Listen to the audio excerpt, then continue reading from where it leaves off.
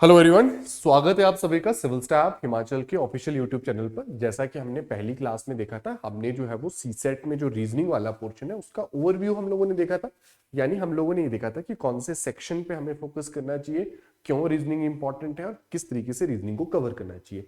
फिर मैंने आप लोगों से पूछा था कि किस तरीके से हमें आगे बढ़ना चाहिए, तो आपने जिन्होंने भी वो सेशन देखा था तो सबने ही एक चीज कमेंट में लिखी थी कि हम लोग ये चाहते हैं कि टॉपिक वाइज चीजें।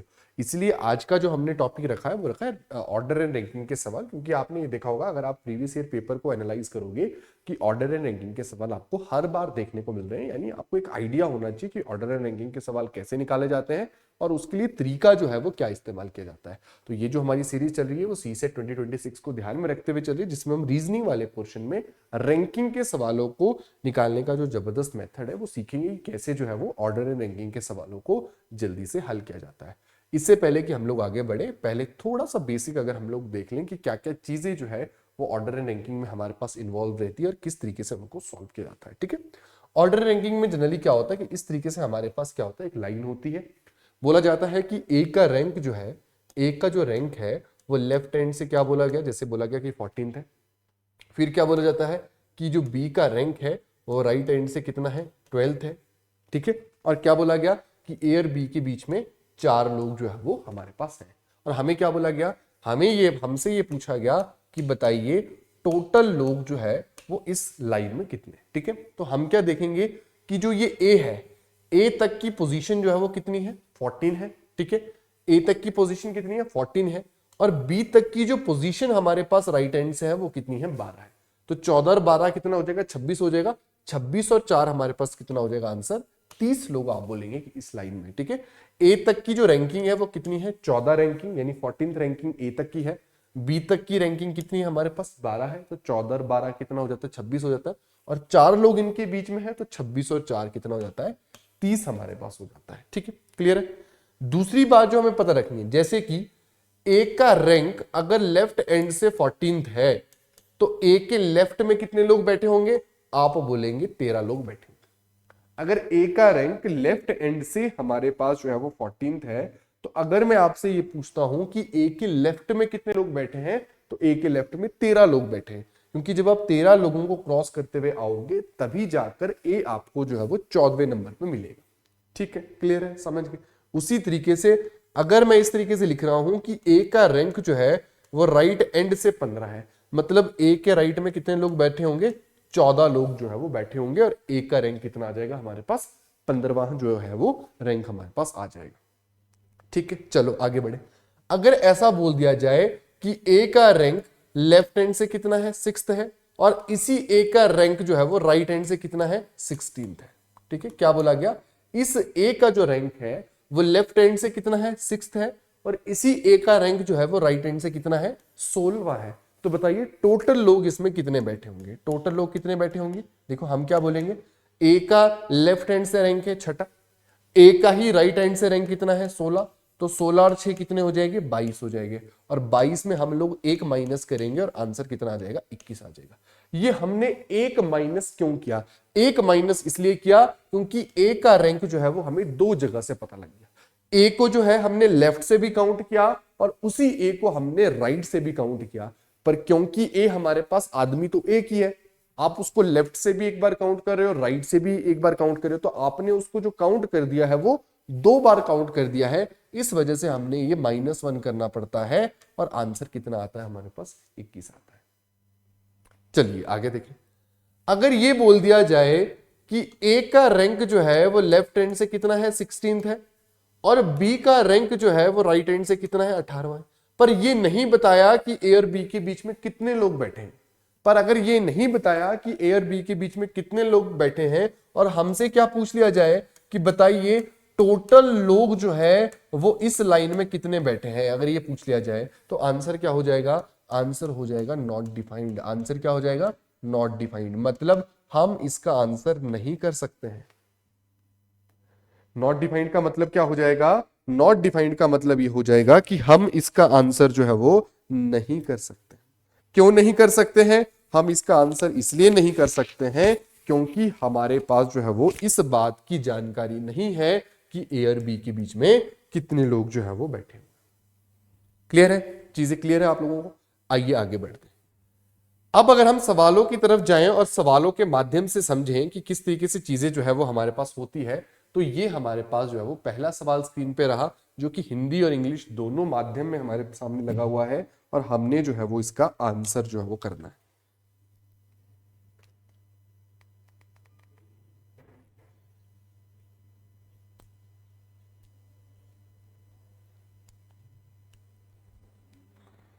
ठीक है, ये सवाल हमारे पास लगा है, अटेम्प्ट करिए जल्दी से।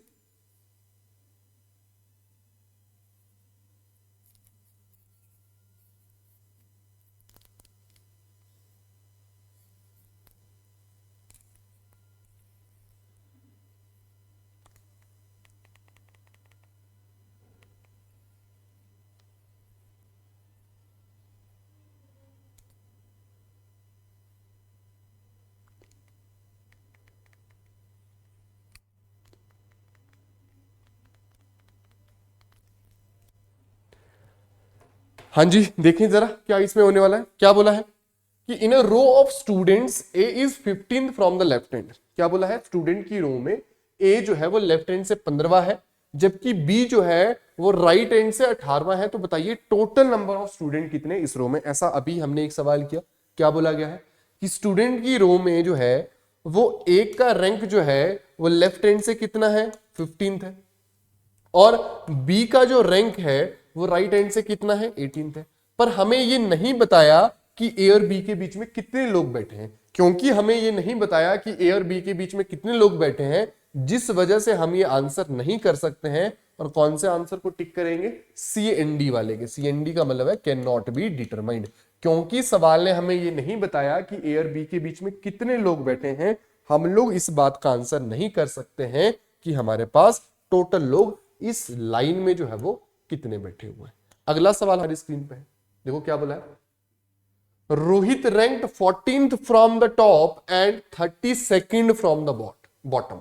ठीक है, क्या बोला है कि अगर हम देखें तो रोहित का रैंक टॉप से कितना है? 14th है, ऐसा बोला है। क्या बोला है कि Rohit rank 14th from the top, की रोहित का रैंक जो है वो टॉप से 14वां है और 32वां है नीचे से, और नीचे से कितना है? 32वां है। ठीक है, इसी रोहित का रैंक टॉप से कितना है? 14वां, और बॉटम से कितना रैंक है? 32वां। हमसे क्या पूछा है?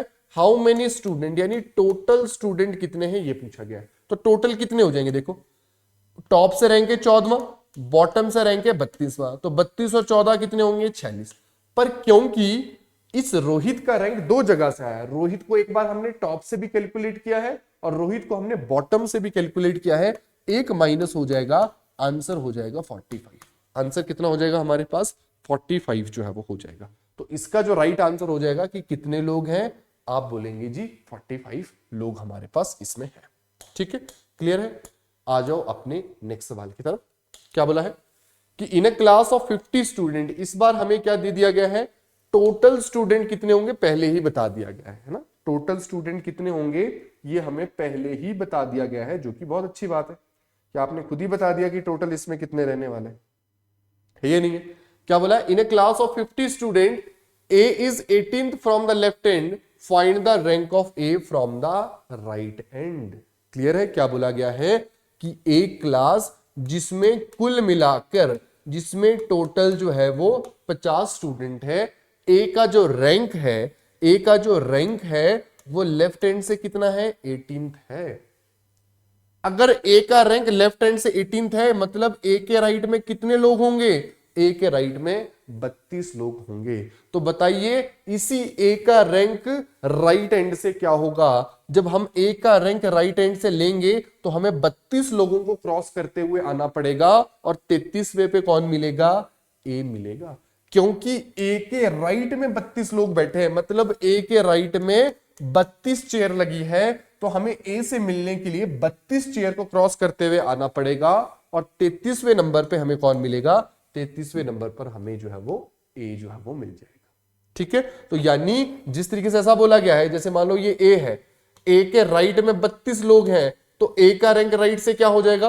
33वां हो जाएगा, क्योंकि हम 32 लोगों को क्रॉस करते हुए आएंगे, 33वें में मिलेंगे। ठीक है, उसी तरीके से अगर ऐसा बोला है कि ए का रैंक राइट हैंड से 12 है और ए के लेफ्ट में 13 लोग बैठे हैं, तो लेफ्ट से जब ए का रैंक निकालेंगे तो 13 प्लस 1 करेंगे, क्योंकि 13 लोग जो है वो ए के लेफ्ट में बैठे हैं। आप उन 13 लोगों को क्रॉस करते हुए आओगे और 14वें पे किससे मिलोगे? 14वें पे आप जो है वो ए से मिलोगे। तो इस तरीके से जो है वो इन सवालों को किया जाता है। क्लियर है? चलिए, क्या बोला है कि in a row of student, ये एक स्टूडेंट की हमारे पास रो है, देखो लिखा है इन अ रो ऑफ स्टूडेंट्स, यानी स्टूडेंट्स की एक रो है। क्या है उसमें? ए जो है वो 17th है लेफ्ट हैंड से, ए हमारे पास 17th है लेफ्ट हैंड से।